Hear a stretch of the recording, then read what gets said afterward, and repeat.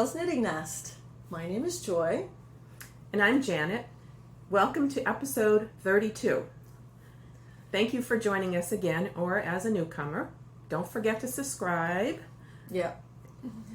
And Joy, what are you wearing? Today I am wearing a very old sweater that I made circa 2005. So I usually take meticulous notes on everything I make. Mm-hmm, you do. Even before Ravelry existed, I had project pages and I wrote everything down. Well, so I went and looked back for notes on this sweater and I have nothing. Oh.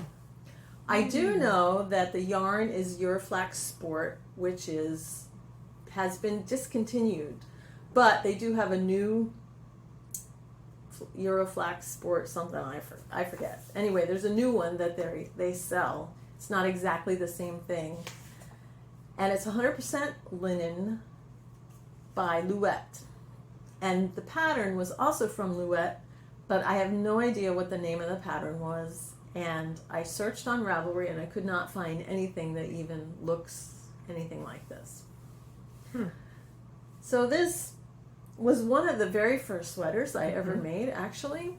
And it was originally a model for the yarn shop where I worked. And I learned a lot of lessons making this sweater. One of them being linen stretches. We were talking about your sweater that you worked in the superwash yarn that stretched all out of proportion. And I made another sweater years ago out of cotton, which stretched all out of proportion.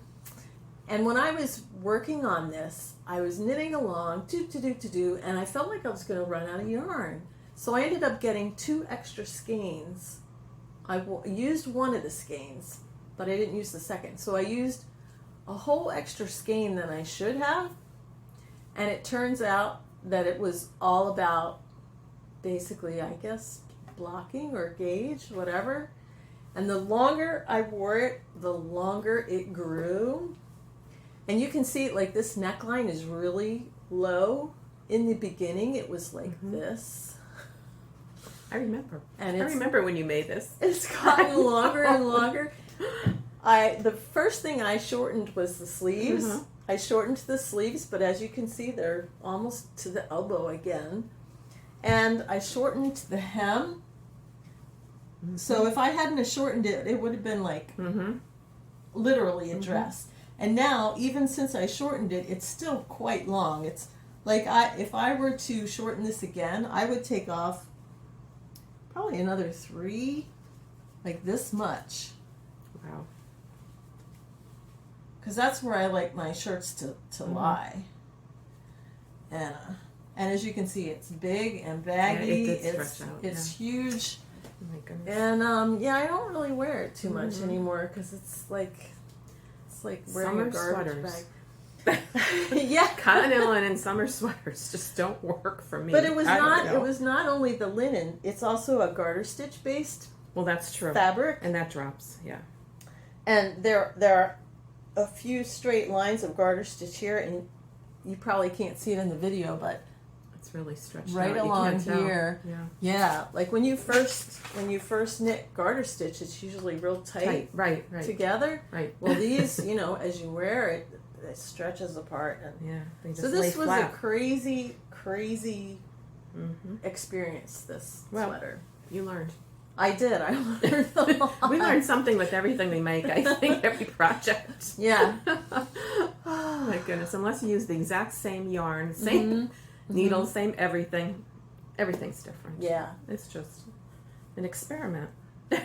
So, and that's part of the reason, was it last episode when I did the other linen sweater with the white lace? Yes. I made that intentionally short because I figured it would grow eventually. Right. Yeah. And it's much better fitting than this blob. Oh. However, it is very light. It's probably the lightest of the summer sweaters I've made, so I could wear it, even on a fairly hot day. It's comfortable. It is. It's very comfortable. Well, what do you have on? Oh, I can't wait to talk about it and get it off me. You're getting Look hot. at my glasses are steamed. Yeah, I noticed that. Okay. I'm wearing the Maryland Road Trip shawl. It was a mystery knit along. But it's Catherine Spencer and Valerie, the designers. And I have it wrapped around my neck quite a bit. I'm going to take it off and show you the odd shape of this shawl. I know I'm going to wear it with the V in the front like this. But So, yeah. How many times do you have it wrapped around your neck? twice. Twice. Just the one end. Just the one end. Whew. Whoa, that's warm. Okay. This is the shape of this shawl. Okay. So it has this starts one here. really long Well, this end. was the end, actually. This was the end. The last clue. Second last clue. And it goes up. That's the easy part. And then here's where it started. Shorter end. And this is the difference. I'm just going to fold it in half and show you the difference on the both sides.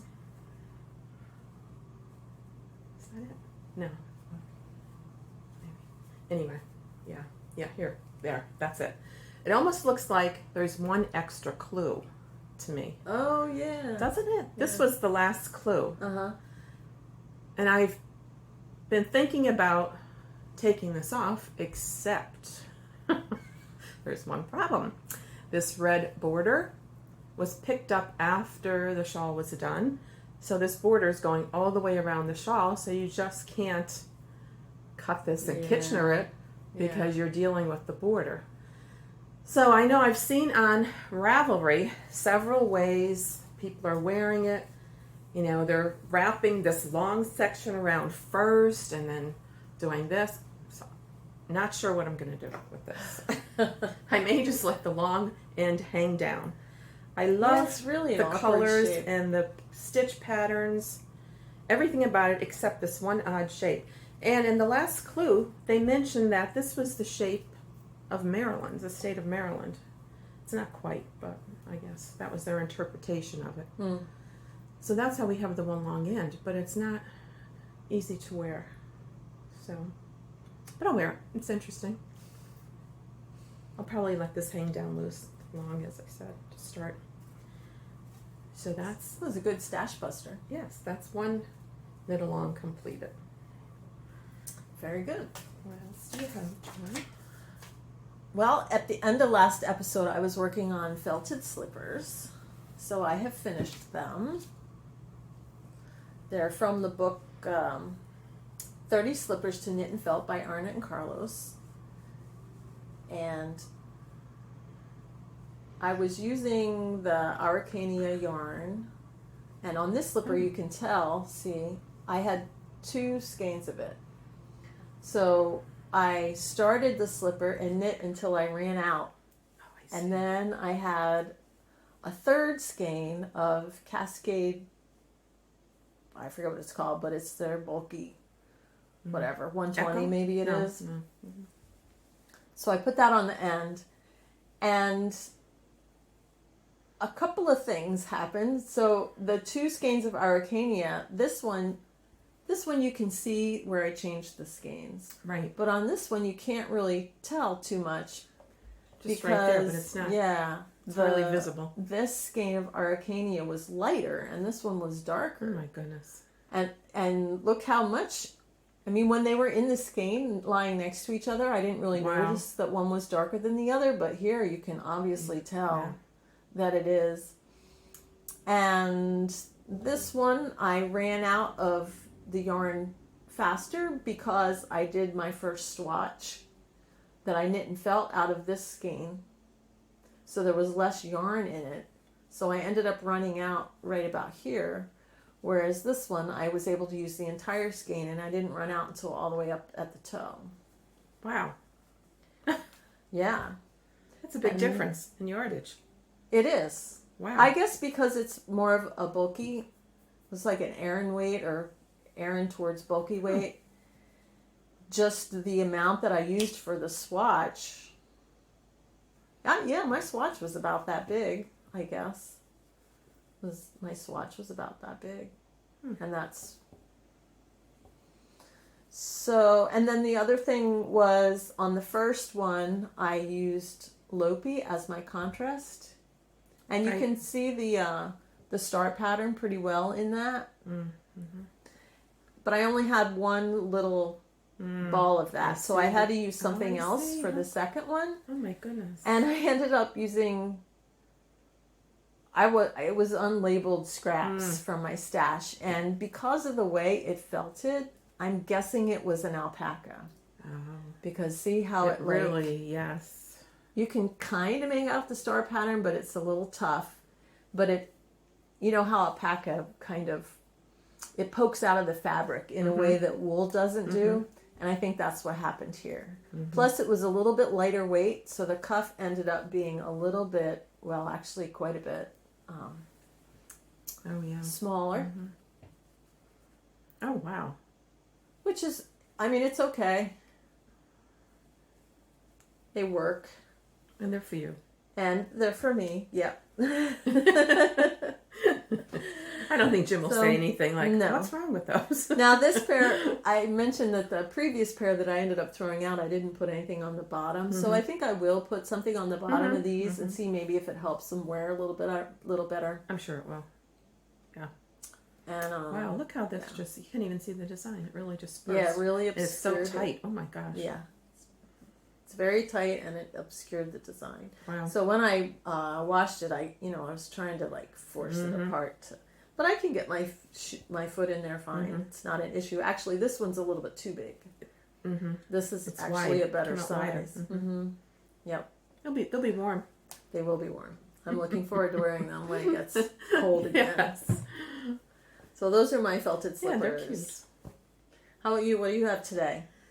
Okay. Well, one finished item was the shawl that I had on, and the other one is my half and half triangle wrap. Finally, it's finished.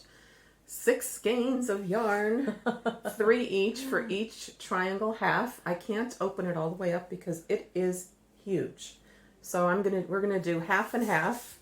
I'm just gonna switch this around. Well, here I just want to show there's the dividing line between all the two colors. All the short rows, the German short rows that I did, and I want to show the sparkle too, and you can see it sparkling. This is Nisha's Obsession yarn, which is no longer available, unfortunately. Yeah, it's really soft. And this is the other side. And I only had 2 skeins of this solid, well, semi-solid charcoal, and one, and it's hard to tell, I don't know if it'll show up, but it actually has this color flecks in it.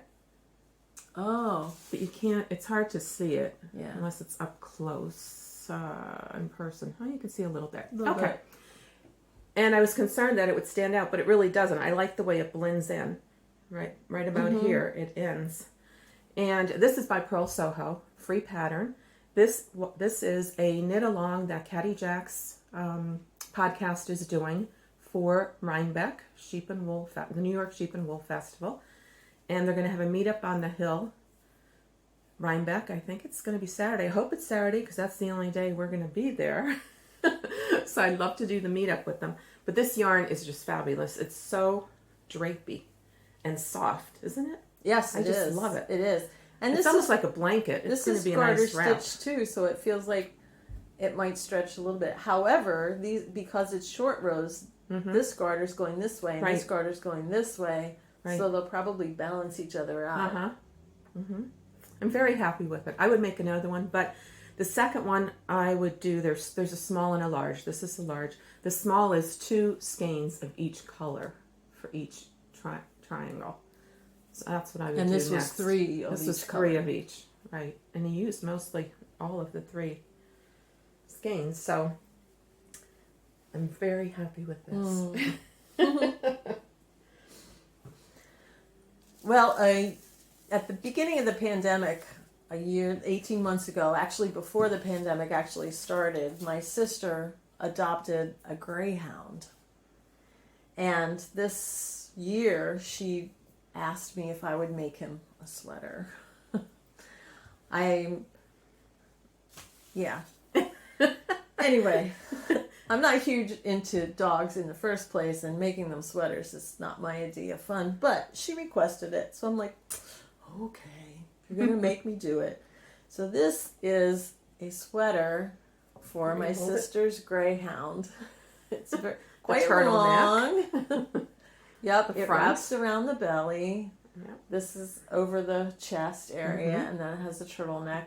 And then the belly flap has buttons on it, so you can open it up and then button it down. And Janet was nice enough to find me these buttons in her stash, so I put those on. I'm very happy with the way it turned out, and I hope it fits her dog. I'll post a picture after I give it to her. Can't wait to see this. Yeah. The pattern was called Side Button Greyhound Sweater. It's by Terri Lee Royea. I think that's how you pronounce it.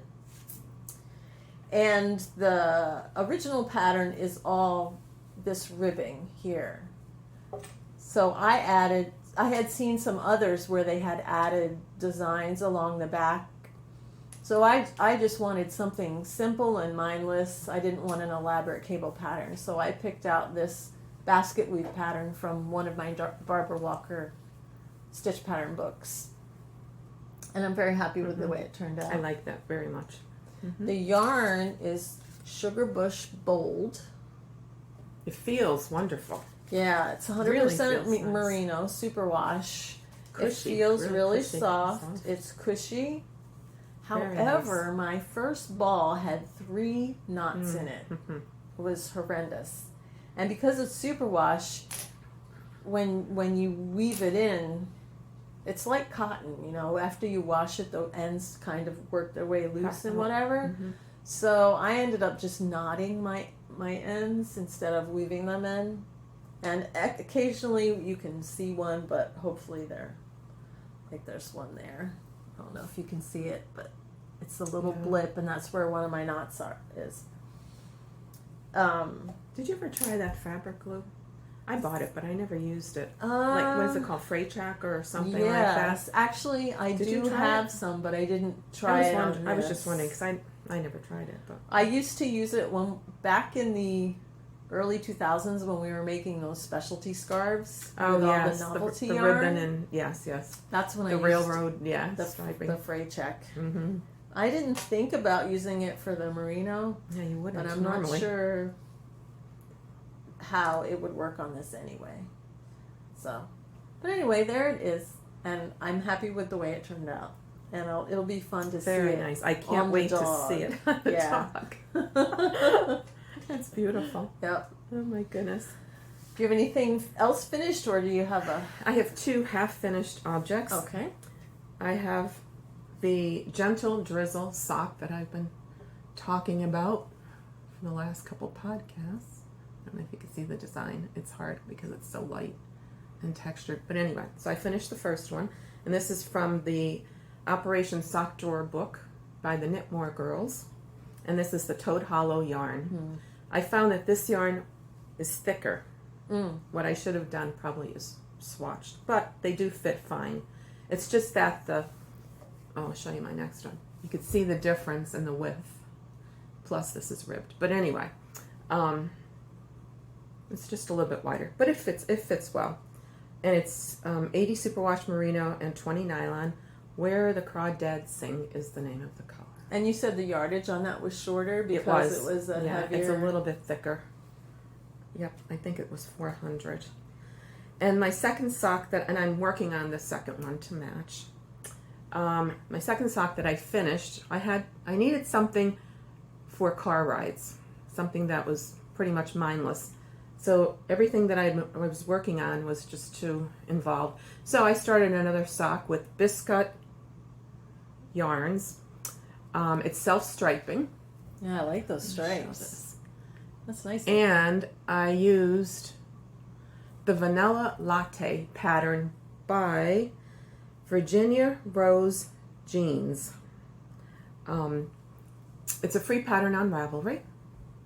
I love it. It feels great. It's 85 superwash merino and 15 nylon.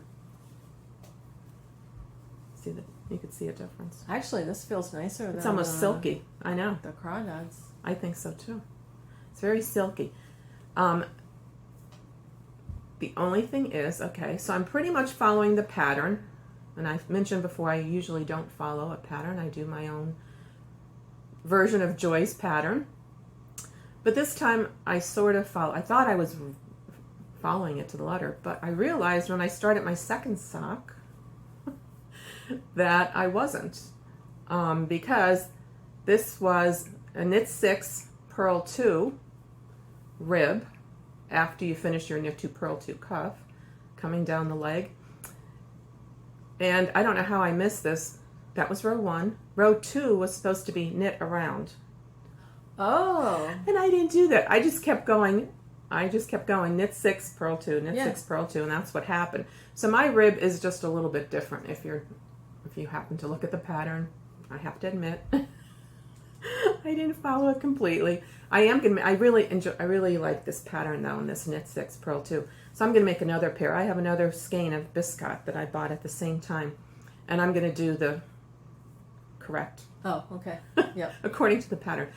And I tried something new. On the pattern, they give you an option of 3 different heels. So I did the Peacock? Eye of the partridge. Eye of the partridge. Thank you. Right out of my head. I knew it was some kind of bird. Eye of the partridge heel, which I think is very pretty. Usually I just do the basic knit 1, slip 1 rib, because I think that's the sturdiest. But I think this looks really pretty in the pattern. That's sturdy too, because it's knit knit 1, is. slip 1. It's just It feels thick. It's offset. Yeah. Yeah, it's just offset by 1. And I just did my basic. I didn't carry the pattern down in the front, so I usually don't. I like a plain foot and the Kitchener, and that's it. Nice. I really enjoyed knitting with this yarn. So I do have both of them in progress, and I'm keeping them in my little whip tubes, work in progress tubes. These are the best. I don't know if I showed these before. I don't think remember. so. I'm going to show these because when I found these at the yarn shop years ago, I just thought this was the best, especially since I was teaching socks and carrying socks with me all the time. You of course have to use double pointed needles to use this. And instead of just letting your knitting sit like this and all your stitches fall off your needles, you could actually put your extra needles in the tube. I have a small crochet hook I always carry and my tapestry needle for the Kitchener, so I'm all prepared. And all you have to do, let me show you this. Okay, so your knitting's like this, is just fold it up, even them off like this, and slide it into the smaller tube, which in this case is navy. I really don't see these in too many yarn shops. I was just gonna say, do I they really even sell don't. these anymore? They do, but they're hard to find. So once you have it inside there, you take the other tube that has the slit in it also and slide that on, and it holds everything in place. So that's that. And I actually have my other gentle drizzle and another one, so we're all set. Now me, I just leave mine loose in the bag. Excuse me. Yeah, I just leave mine loose in the bag. Oh, I have to show my bag. I actually have one of those. However, I don't use it for storing my work in progress. I just use it for storing all my double points. Well, they have other whip tubes that are yellow and blue that don't have the slits in them. Oh. And they're the storage ones. I don't remember seeing those. So I have those too. Oh. So that's what I have. Working at a yarn shop. Yeah. You get all the, I the learned inside everything. info. Yes. So I'm also working on a pair of socks. I have one finished and I just started the second one. This is what it looks like. It has a cable pattern down the side, and then it's hard to see on the sock blocker, but this is a heart shape down the front of the foot and then also on the back of the foot. And this pattern is from the Sock Club book that I mentioned when we did our sock episode, and I said, oh, I should do a pattern out of there. So I decided to do that, and this one is called I Love Gansey by Janine Le Cras. I'll insert a picture here so that you can see the heart pattern on the front of the sock, because it's hard to see in this picture also, but there's a better picture of it.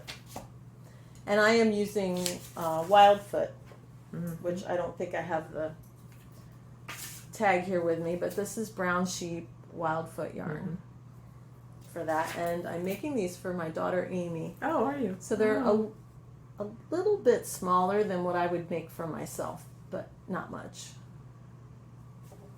These will be a Christmas present for her.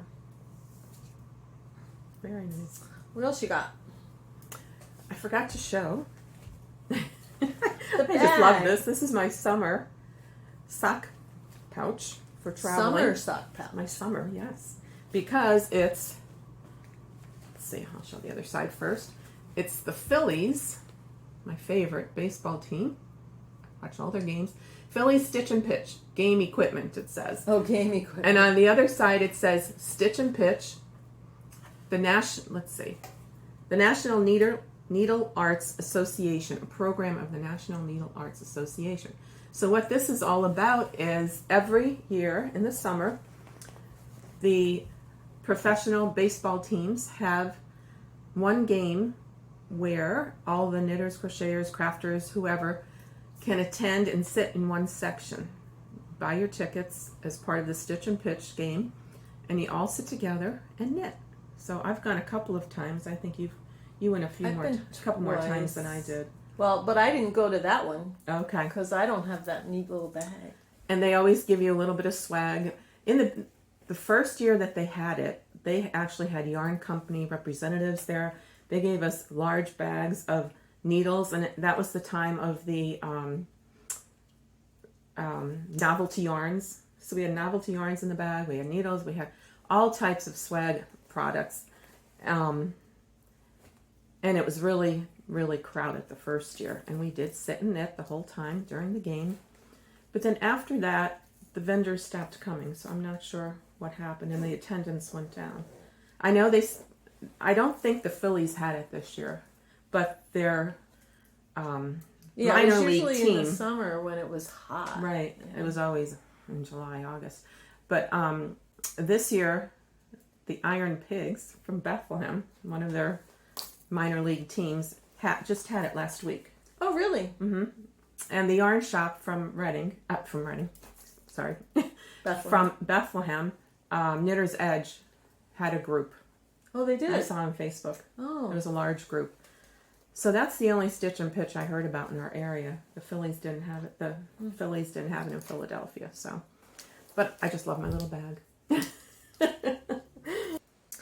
And you have something else? Yes, I have 2 works in progress. This is my Perseids cardigan. I'll show you the picture. I showed this on the last podcast by Heidi Kiermaier. Perseids cardigan, which I'm not making as long. And this is the progress, because it got much too hot to knit on this nightshades yarn from Harrisville Designs. But this is my progress. This is the top of the sweater. And the color is Fever Dream. It's black with red heather through it, I guess you would call it. Marble. Yeah, it's hard heather. to see the red. It's hard to see the red. But this is the top of it. My next step is to pick up half of the stitches, do short rows, and then pick up the other half and do short rows, and then I'll connect it in the front. So is this the back? This is the back. Oh, okay. Yeah. So this that's is my like next step. along the top here. Top of the shoulder. Because you have the 2 sides coming down the front. Okay. Opening, yeah. So, anyway, it'll be done by Rhinebeck. That's my Rhinebeck sweater. And the other item I have in progress is my Casa Pinka Snark-o-meter. I have to say that slowly. This is the first clue, which I really am very happy with. I love my colors. It's only 3 of my colors so far. The 4th one is ivory, which I'm going to start. I'll be starting clue 2. I am behind. Clue 3 just came out yesterday, but this is it for Clue 1. Now, didn't you say you had trouble at the beginning? I did. And I don't know why. But because the second, when I ripped it out and did it the second time, it came out fine. I think I was off a stitch or two when I came to this part here. But now it's... Yeah, now it's fine. You're happy with it. Yeah, the second time it worked out. Yeah. Yeah, and I've seen a couple of them on Ravelry, and I wasn't crazy about how the colors are coming together, and I don't know. Yeah, I'm really happy with this. So I'll get caught up. This week I'll do Clue 2 and 3, but it's fun. It's a lot of fun. I'm going to insert a picture. I have a picture of her colors together. Yes. It's very, very nice. My yarn balls. Her little special bag too. Mm-hmm. So what else? So I wanted to mention, you've probably heard about Tom Daley. He's the diver from Great Britain who was at the Tokyo Olympics this year. I'm going to insert a picture here. He knit this cardigan. He designed it himself and he knit it up just for the Olympics. And this is what he had to say when he posted the picture of it. When I got to Tokyo, I wanted to make something that would remind me of the Olympics to look back on in the future. I designed a pattern for the color work that would signify everything about these games. On the back, I went for a classic Team Great Britain logo. The shoulders have a flag and GBR on them. For the front, I wanted to keep it simple, and I tried my best to embroider Tokyo in Japanese. Now, I've not been able to find a picture of the front of the cardigan, so I don't know what that Japanese embroidering looks like on the front, but the picture clearly shows the back, and you can see a little bit of the shoulders in it. And it's just amazing, especially to think that this guy just started knitting a year ago at the beginning of the pandemic. He's a pretty new knitter, and here he is not only designing his own things, but this is all in intarsia, which we've talked about before is not our favorite type of knitting. Exactly. So that's pretty cool. It certainly is. And he was knitting quite a bit during the Olympics. I think in every break he just said, I don't know how he could concentrate and compete at the Olympics. That's incredible. I had seen other people commenting. They said that other people in between would be on their phones or doing whatever, and then he was just knitting. And he also made a little pouch to store his medal in. His medal, that's right. Yeah. Yeah, I saw that on Facebook. What do you got? Oh, you have a couple of new patterns here. Well, Kristy Glass, one of my favorite podcasters. I call her the professional podcaster, actually.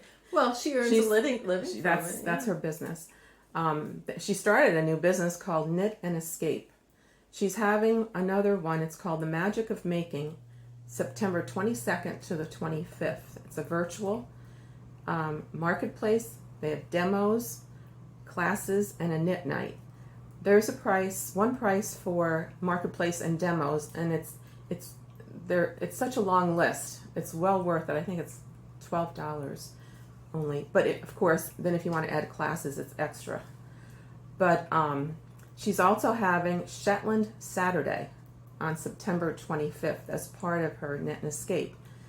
And I don't know, every year, I don't know how long this has been going on, the Shetland Wool Week in England. I think a long time. Yeah, I thought it was too. Look it up. Their Shetland Wool Week in England is September 25th to October 3rd. And every year they offer a hat pattern. This is a free hat pattern. If you go into shetlandwoolweek.com, this is a picture of it. It's always Fair Isle. The patterns are very nice. I love the colors in that one. They offer a variety of colorways using different yarns, and I'm sure you could order these because they're Jamison's and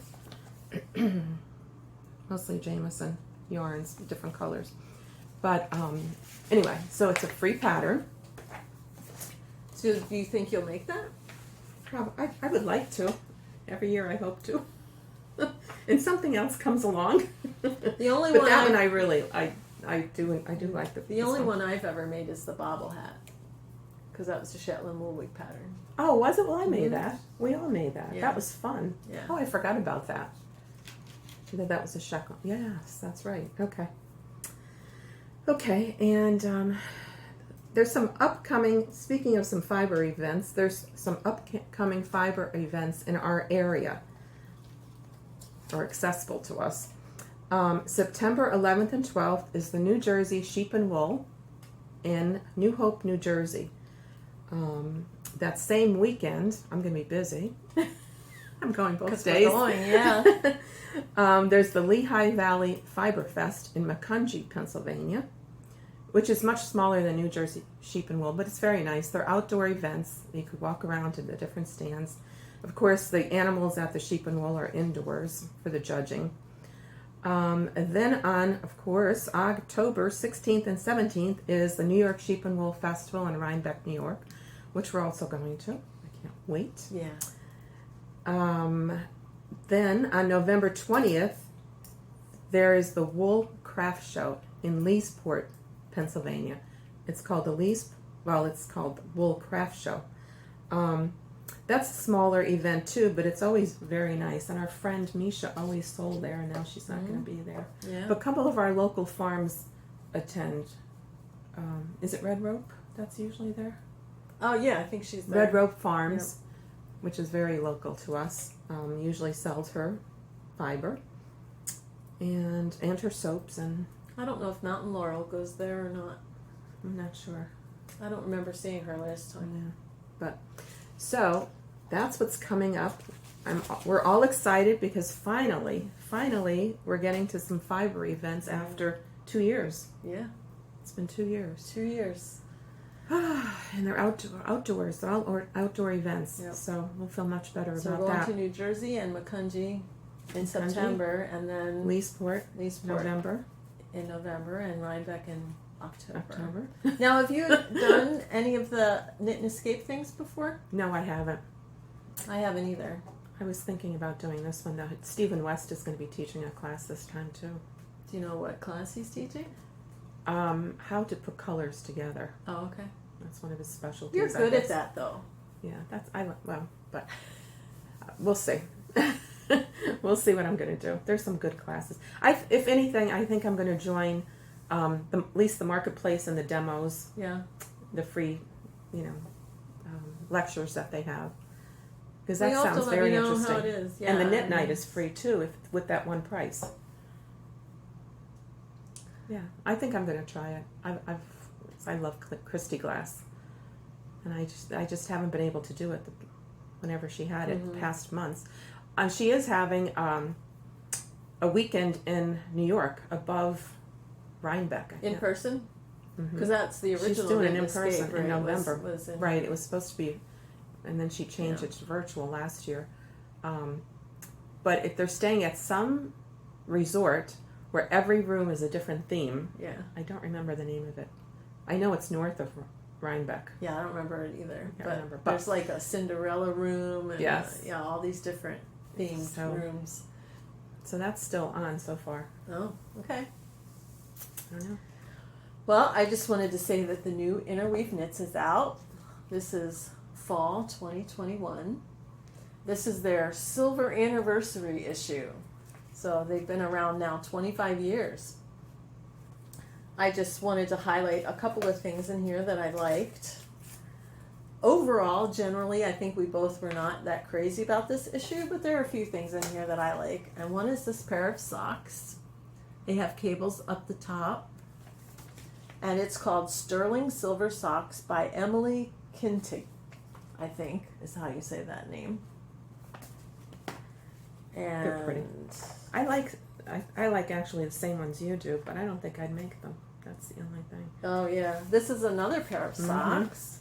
They're kind of I don't know if it's mosaic or not, but they're stripy and slipped. Called Lim Socks by Oila Mikesh. Yeah, I think it's definitely slip stitch. I don't know if it's mosaic or not, but they're cute. I like those. And this is a really nice sweater. I don't think I would ever make it. However, I really like the way it looks. It's called the Lambent Pullover by Renata Cam.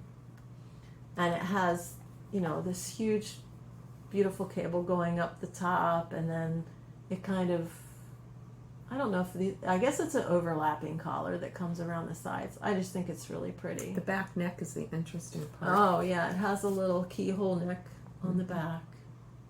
Very pretty. I think if I were to make it for myself, I would make the neckline smaller, because this is a really open neckline. And I would make it full sleeve instead of 3/4. But I think that's really pretty. She's just a great model, too. Yeah. Everything she models in this magazine is just beautiful. Very nice model. And then this is a wrap, which is called the Sempiternal wrap. And it's plaid. There's an article in this issue that talks about different ways to achieve plaid using knitting. I think there's 3 different ways that they talk about. And this wrap is, I think, the simplest way, which is just with the stripes and the slip stitches. But I'm not crazy about the colors, particularly in this picture, but I really like the way the plaid comes together, and I think with my own colors, I think it would be really pretty. So that's that issue that is out now. The silver issue. All right, did we have anything else? I found a pattern today that I think is going to become one of my favorites. I have this habit of I like making one skein shawls, and in the past I've used the Close to You pattern, and I made about 10 of those, I think. Yeah, you made a lot of those. For gifts and so forth. And before that, it was the wingspan. Yes, wingspan. I made about 15 of those. Yeah, I was going to say, you made even more of those. They're fun. So today I found this Unicorn Luck by Kino, Kino Knits. A crescent one skein shawl. She has a trilogy of shawls, or she's going to have a trilogy of shawls. This is the first one. If you purchase this for $5, you'll get all 3 shawls. So the first one, as I said, is ready, the one I just showed, Unicorn Luck. The other 2 will automatically come into your Ravelry library when they come out. But it's a one skein for fingering weight. I have a lot of those I could use up. It's very pretty. It has a little bit different. It has, the middle section is lace, and the 2 side sections are garter, and the trim looks like a picot, but it's not. It's more of a lace. It's more of an open work lace pattern. So this is something I'll be trying. And then if and you hope like that it, it's my new favorite go-to. Yeah. You'll end up giving it to all your friends and family for Christmas. That's right. Oh my goodness. And that's about it. All right. For this time. That's all we have for you today. I do want to mention, as Janet said up top, please subscribe. We are going to have a giveaway when we hit 100 subscribers. And when I checked yesterday, we were at 75. Okay. So we're up a little bit. Tell your friends. We're inching closer. Subscribe if you're watching. Inching closer to the 100 mark. So yeah, we're going to have a giveaway when we hit that. And the prize will be to be announced when we get close to it. So until we see you again, keep knitting. Bye-bye.